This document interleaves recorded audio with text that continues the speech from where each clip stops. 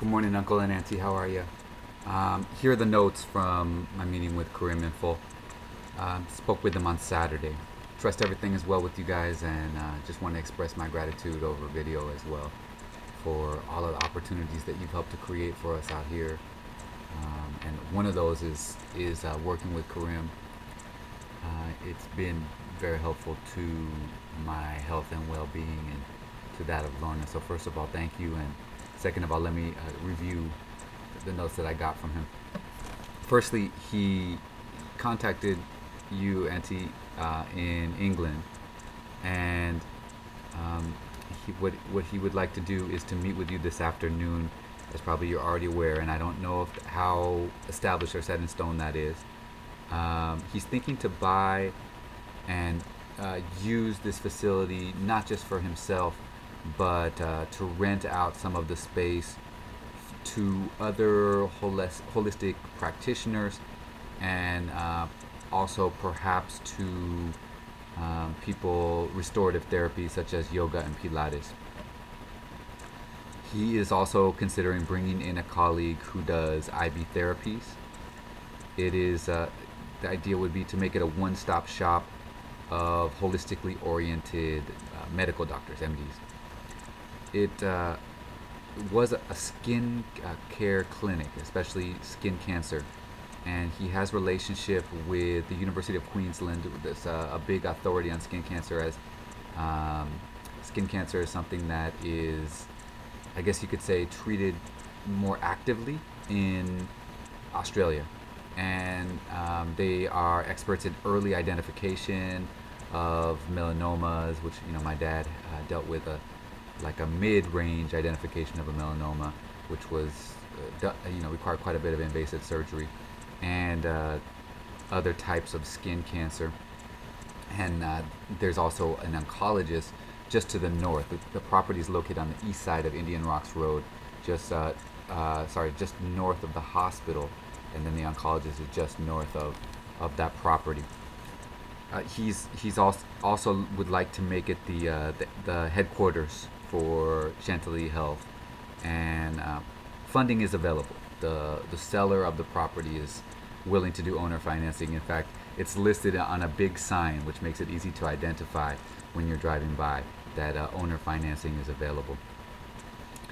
The the hospital just to the south offered 350K, but they're cash strapped, and that's why their offer was a little bit low. Apparently, it's I think just a tiny bit less than the property value, without any building on the property. Basically, it looks like Karim is looking to offer somewhere in the range of 650 to 675, and do that owner finance. He's looking to create a 2 or 3% business loan after he makes a down payment, and the down payment he's planning to make is based on his condo. He's going to sell his condo, and unfortunately, it looks like the owner of the building also wants liquidity right now. So he's not willing to just take the deed, to allow Karim to just quit the deed on the condo and pass it to him. He wants to deal with the cash. So that's the only hiccup for Karim right now, I think, is that selling the condo may take a little bit of time. And if the owner of that building requires liquidity right away, he may need liquidity in the meantime. I get the sense that he's very passionate about it. This is his life's mission, and that he's a person who is very determined to do it. And I think he will definitely sell his condo based on the meeting that I had with him. The oncologist, Dr. West, is, as I mentioned, just to the north, and the idea is that with people who are dealing with cancer and getting chemo or getting radiation, that Dr. West, who's good friends with Karim, can feed him patients. Just they can literally just walk out the door and walk over to the facility. I don't think I wrote this down, but I did want to mention that Karim is also interested to maintain his Chantilly Health outlet, closer to what Olmerton becomes. The name escapes me, but anyways, basically the location where it is right now as a retail outlet. All right, so he also is interested in making care available to those who need it. Most places charge tremendous amounts of money for a simple skin scan for skin cancer, and he said that the numbers could work to do it for like 25 or 30 bucks and still turn a profit on it. But while obviously a lot of doctors are making it very expensive. Let's see. It looks that I've mentioned most of the things. Basically, the idea is that it would, in addition to being, as I mentioned, a one-stop shop of healthy, of holistic, rather, MDs. He's also interested to teach functional blood chemistry. He already has a group of chiropractors who are interested in it, and then to provide training and the equipment. So that would be like the live blood analysis with ongoing training. So it's kind of packaging the equipment and the knowledge of how to do the diagnostics, and of course on the tail end of that would be his products and nutritional protocol as a result of that work.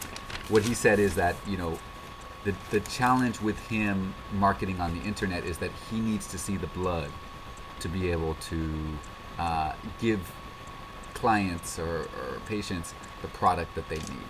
So the idea would be that because he needs to see that blood, that type of thing would be very helpful. Where they're doing the blood analysis, they could be anywhere in the world, and then now the patients can buy his product. So I think it's a fantastic way to spread the message and to spread his ability to treat people effectively. One more note: you may have heard that he's dealing with this court case with the Department of Health. It's gone very well. He actually found lawyers who are former Department of Health employees, and the lawyers have done a great job. The judge has actually turned around now and accused the Department of Health employees of being bullies. So the court case is going very well, and it will, provided that it continues to go well, make a huge difference for that industry, and in specific, his ability to openly be a doctor and do the care that he's doing. Let's see now. I think the idea would be that to continue to move forward with the education as well as with the treatment, and to use the education as a shield if there is ever anybody saying, well, this treatment is not kosher. All right, so basically just a couple more notes. And again, he said this is the next stage for him, and that the key is one-on-one training, strategic location, and structure.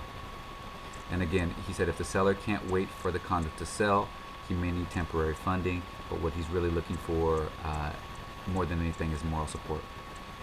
He said that the owner can be stalled for a bit. Karim does have a relationship with him, and that he's had the property on the market. I think it's been about 10 years, and that he initially was asking for 1.3 million.